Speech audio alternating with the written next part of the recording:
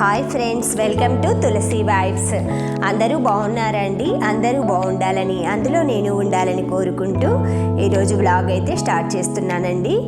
గోంగూర పులిహోర చేస్తున్నానండి. ఈరోజు గోంగూరనైతే ఫస్ట్ ఆయిల్లో ఫ్రై చేసుకోవాలండి. బాగా వాటర్ అంతా పోయేంత వరకు ఎక్కువ ఆయిల్లో ఫ్రై చేసి పక్కన పెట్టుకున్న తర్వాత ఇలా పోపు వేసుకోవాలండి. మనం ఆయిల్లో ఎండుమిర్చి, పచ్చిశనగపప్పు, తర్వాత మినపప్పు, ఆవాలు, జీలకర్ర వేసి ఫ్రై చేసుకోవాలి. ఈలోపు గోంగూర పేస్ట్ ఎలా తయారు చేశానో చెప్తానండి.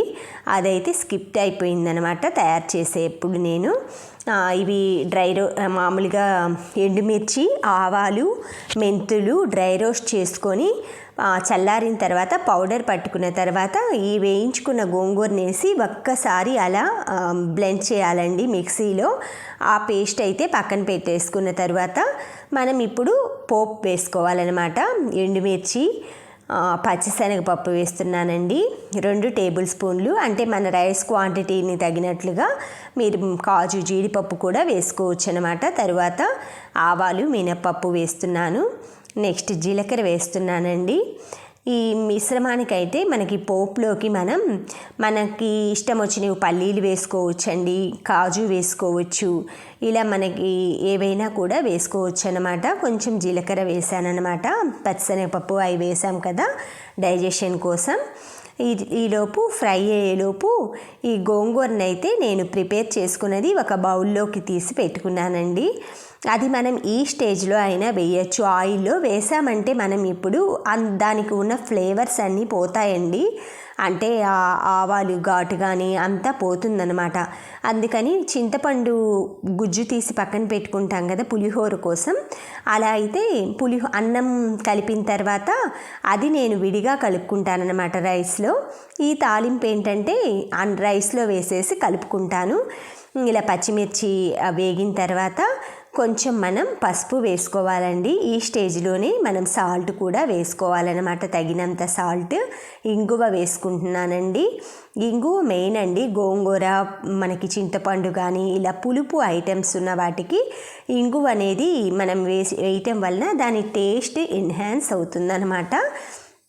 ఈ విధంగా బాగా ఫ్రై చేసుకోవాలి. పచ్చిమిర్చి పులిహోరకి ఎండుమిర్చి, పచ్చిమిర్చి వేస్తే దాని టేస్ట్ వేరుగా ఉంటుందండి. అంటే చాలా మధ్య మధ్యలో నంచుకుంటూ తినచ్చు అనమాట. కొంచెం సాల్ట్ అడ్జస్ట్ చేస్తున్నానమాట.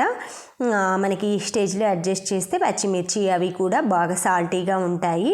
తర్వాత కరివేపాకు వేస్తున్నానండి.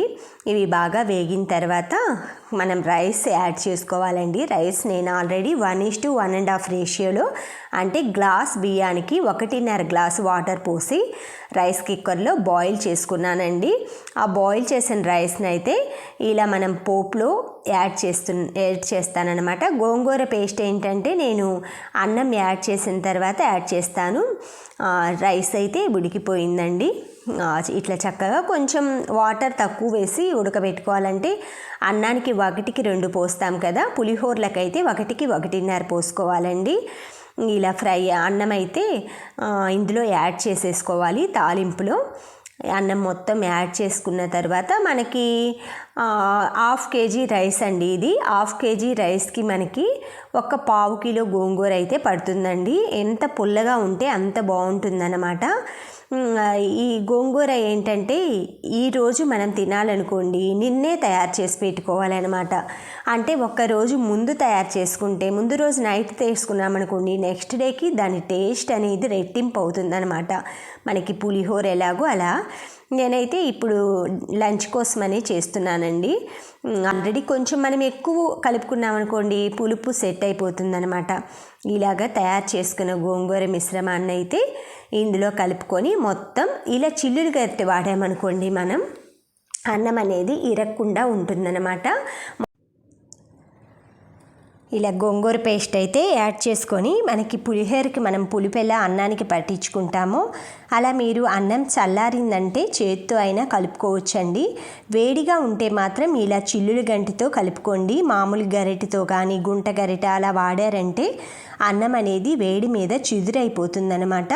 మీరు ఈ స్టేజ్లో కొంచెం వేరుశనగ నూనె ఉంటుంది కదండి, అదైనా నువ్వుల నూనె అయినా కూడా రైస్కి పట్టిస్తే అవి మెతుకు మనకి కరుసుకోకుండా బాగా విడివిడిగా వస్తుందనమాట.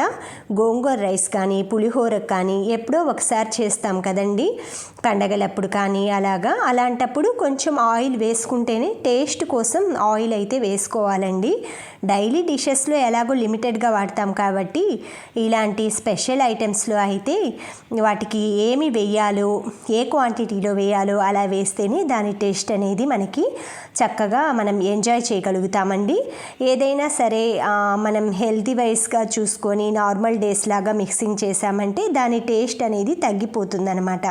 అందుకని ఎప్పుడైనా సరే ఈ విధంగా చేసేటప్పుడు మాత్రం మీరు కొంచెం ఆయిల్ విషయంలో ఆలోచించక్కర్లేదు. అది మనకి వేరుశనగ నూనె అనేది గుడ్ కొలెస్ట్రాల్ అండి. మనకి నువ్వుల నూనె కూడా మంచిదన్నమాట హెల్త్కి. ఇవైతే తప్పకుండా వాడుకోవచ్చు. మనం డైలీ డిషెస్ కానీ వంటల్లో కానీ మీరు డైలీ వేరుశనగ నూనె నువ్వుల నూనె అది 1 వీక్ అది 1 వీక్ ఇది అలాగా రొటేట్ చేసి వాడుకోవచ్చు. అంటే ఆయిల్స్ ఎప్పుడు కంటిన్యూస్గా ఒకే బ్రాండ్ వాడకూడదండి. మనం మంత్లీ అంటే చేంజ్ చేస్తూ ఉండాలన్నమాట. అలా అనేసి నేను చాలా బుక్స్లో కానీ పేపర్స్లో కానీ న్యూస్లో అలా విన్నాను. అప్పటి నుంచి నేనేంటంటే ఈ మంత్ యూస్ చేసింది నెక్స్ట్ మంత్ యూస్ చేయను అనమాట. అలా అని పల్లి నూనె నువ్వుల నూనె మాత్రం కంటిన్యూస్గా నేను అవి వాడతానండి. కోకోనట్ ఆయిల్ కూడా చాలా మంచిదన్నమాట.